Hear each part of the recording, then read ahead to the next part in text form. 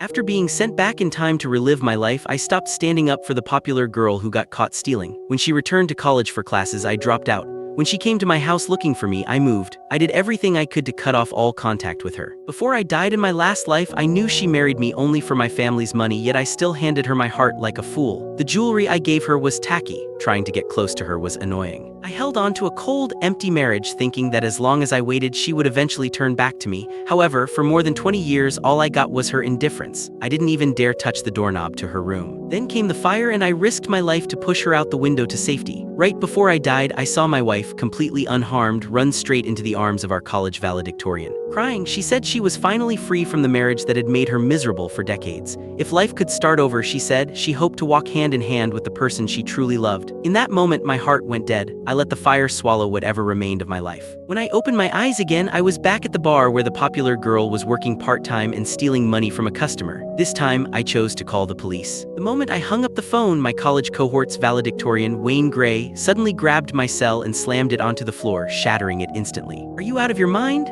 he shouted. "Calling the cops now will only make everyone think Maya really stole that customer's wallet. She works her butt off doing part-time jobs just to lighten her mom's financial burden. She's already pitiful enough. How could you accuse her like this?" I frowned at him. In my previous life, I didn't call the police. Instead, I stood up for Maya and took the blame myself. In the end, the guy's thugs only backed off after beating me black and blue. On top of that, Wayne didn't stop any of it back then. He even covered Maya's eyes with his hand, afraid the bloody scene would scare her. All this time, I thought he helped because we were dorm buddies and he had my back. However, I finally understand that they had been treating me like a fool from the very beginning. "Wayne," I said calmly, "I'm doing nothing wrong. When a crime happens, you call the police. And even if Maya didn't take the customer's wallet like you said, isn't calling the police exactly what would clear her name?" My voice was even but firm. Then I bent down, picked up my smashed phone and held it out to him. "And this phone, I just bought it. It's the latest top-tier model and it costs more than a few $1,000s. When the police get here, they can log it and you can compensate me at full price." "You..." Wayne's face turned bright red, but he couldn't squeeze out a single word. Suddenly, Maya burst into tears. She already had that soft, delicate look, and with her crying like she'd suffered every injustice in the world, anyone would feel protective just seeing her. "I really didn't take it," she sobbed. "The customer dropped his wallet and I only picked it up to return it. You're targeting me because I'm poor just to humiliate me. Do low-income students not deserve dignity?" Wayne instantly pulled her into his arms, comforting her before turning on me, yelling, "Everyone, you heard that right? We're juniors in college. His name is Dylan Connor. He's been drooling over Maya for 3 years and still hasn't won her over. Now he's salty and using this chance to get revenge." The crowd around us immediately started whispering and pointing. "How disgusting. She turns him down so he does this. Which college is he from? I'm reporting him. People like this should be expelled." Watching them wrapped up in each other's arms, an image of the last thing I saw in my previous life. Click the link in my bio to get the full story for free.